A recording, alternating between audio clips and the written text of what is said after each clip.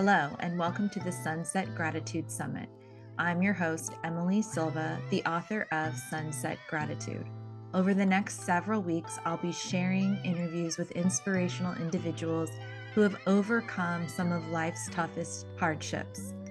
Today, I'm sharing a little bit about my story and what to expect over the coming weeks. Let's get right into it. Hi, thank you for being here today. I wanted to share a little bit about my story and the reason for this summit. So, a little bit about me. It all starts with the night of my wedding. The last thing I heard when we left our wedding was go make beautiful babies. And that phrase is burned into my memory because it was filled with so much hope and a dream that I had held quite dearly. I met my husband when I was 35, and I knew that for us, starting a family meant two things. One, that I would be considered a geriatric pregnancy. And two, my chances of getting pregnant was dwindling each year. So I was realistic about what was going on being a bride at 37. But yet I still had hope that it would happen. And when we met and decided that we were going to be in a relationship, I immediately started seeing a naturopath and speaking with my medical doctors on how to optimize my chances for pregnancy because we both value family and knew that we wanted to have a family. So I started taking supplements. I did all these tests. I cut out a lot of things that I once generously enjoyed. Um, and so we tried for about 2 years, and I was doing all this tracking, and it wasn't happening. So I decided to go seek a second opinion. And the doctor was really hopeful when she saw me and said that I was really healthy, but decided that she wanted to run a couple more tests just to check where I was at. The two tests that hadn't been run yet were AMH, which is anti-Müllerian hormone, and FSH, which is follicle stimulating hormone.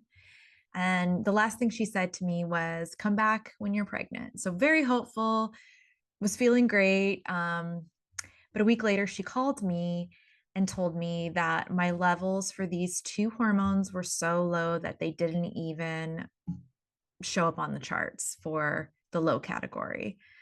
I begged her to test again, and she referred me to a reproductive endocrinologist. To say the least, shock and sorrow washed over me. So the next step was to see this reproductive endocrinologist who confirmed my very low chances of a natural conception, as well as the fact that I was probably already a couple years into perimenopause. And when I heard that, I realized that, oh, that's why I was having hot flashes and some of the other things like night sweats and not sleeping well, and just changes that I had noticed in my body, but I just wasn't really thinking that I was old enough for perimenopause. I was diagnosed with POI, which is primary ovarian insufficiency, which means that my ovaries shut down early before 40. I was 39. So we consulted a couple fertility specialists just to see what our chances were of building a family. And they confirmed that I wasn't even a candidate for IVF, which is a whole other grief. And becoming a parent for us meant egg donation or adoption. And we thought about both of those. We had lengthy consideration. Lots of people gave us the have you tried adoption um, spiel. We've heard it all. But after very lengthy consideration, we just felt that it wasn't right. And we found ourselves in this category called childless, not by choice, which we didn't even know existed. But we found ourselves in this category. And the grief I experienced over the following few years was very intense. It affected my friendships, it affected my family, it affected my marriage, and it affected the relationship to myself. I felt completely defective. And yet, there was something inside of me that wanted to learn from this grief. I'm not going to say like immediately I became a student of grief, but as it washed over me, and perhaps it's the writer in me that's always looking for reasons and lessons, I allowed grief to transform me. It was messy, it was angry, it was sad, and it was really hard. But the alchemy of grief turned into not only the hardest thing that I may have gone through to this point, but it also turned into something quite hopeful. And I wrote a lot during this time. And at first, it was just a few sentences here and there. And sometimes it was really long, whiny journal entries. But as time passed, I started finding meaning through the grieving. I've read so many books. One of them by David Kessler is Finding Meaning, the Sixth Stage of Grief. So I just kept studying grief, trying to learn as much as I could about grief and allowing myself to go through the process and understanding that it never goes away, and accepting that. I took copious notes on my reading, and I also sought out therapy for myself and then also for my marriage. I know that healing isn't linear, and there were times where I had really good days, really bad days. I had times where I didn't think anything was going to affect me, and it would affect me. And some triggers that used to affect me dulled over time. But I knew that if there was a chance that I could come out stronger with deeper perspective, then I really wanted to choose that road. So I chose this therapeutic student of grief road. And the thing about choosing that road is all the grief that I had pushed down in my life up to that point and never really processed came up to the surface. And not only was I grieving infertility, I was grieving things that happened in my childhood. I grieved the death of my grandparents, friends that I had lost. I grieved breakups. Even though I was in this marriage, I was grieving things, breakups from years before, and the loss of jobs and friendships. I grieved a miscarriage that I had when I was 18. And I grieved my youth because hearing that I was perimenopausal at 39 made me feel old, even though I'm not. So I learned that grief is like a volcano and that it's only dormant for so long. You can only push stuff down for so long, and eventually it will erupt. And this time, my grief erupted like with force. It was like a volcano. Spewing is a great word for the anger that I had and the sorrow that I had. What felt like destruction, though, became the ash for my creative phoenix to finally rise again. And to be honest, I thought that my creativity had died during that time as well. And I was grieving the possible loss of never writing again. But I did.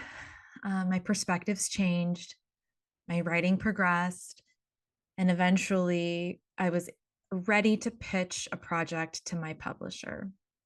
I told her that I wanted to write a book about finding hope through grief and structure it like a couple of my other books. So it was small, digestible passages because grief is overwhelming and sometimes you don't want to read chapters. So I pitched this and she accepted, and my book writing process began. And earlier this year, I finalized my edits on the book. It's called Sunset Gratitude: 365 Meditations for Peaceful and Reflective Evenings All Year Long. And I chose this title because sunsets symbolize an ending, and yet another day is always on its way. So, this book is filled with meditations for all kinds of hard things that happen in life. And although it was born from the pain of infertility, only a handful of the passages, maybe 6 or 7, touches on that subject.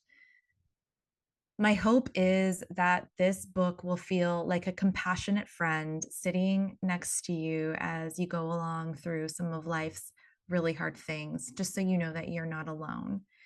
Because one of the greatest gifts that I received in my grief was a friend of mine who would just sit next to me and sometimes just not say anything and try and fix it. But I knew I wasn't alone.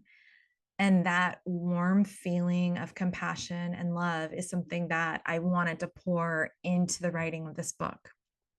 So, to gear up for my book launch, which is September 24th, I wanted to interview inspiring humans who have dealt with some of life's really hard setbacks and have somehow found hope and resilience through their journeys. I speak with a cancer survivor. I speak with a suicide hotline crisis counselor, a former addict going through recovery, some fellow infertility warriors on various parts of their journey, and so many more. So each week, a new interview will be available to watch on YouTube or to listen through podcast on my Substack channel. I'm grateful for each person who is willing to share their beautiful stories and can't wait to share them with you. There are so many lessons that I've learned over the past several years, and I know that grief is continuing to teach me lessons. And I realized that two opposing things can be true at the same time. For instance, life is really hard, but it's also really, really beautiful. And grief is terrible, but it's also transformative. Hope is alive through pain if we look for it. And I hope this book helps readers find glimpses of hope no matter where they are in their journey. Thank you for reading my words. Thank you for allowing me to share a little bit of my story today. And I cannot wait to see this book in my hands, in your hands, and see her make her way in this world. Thank you.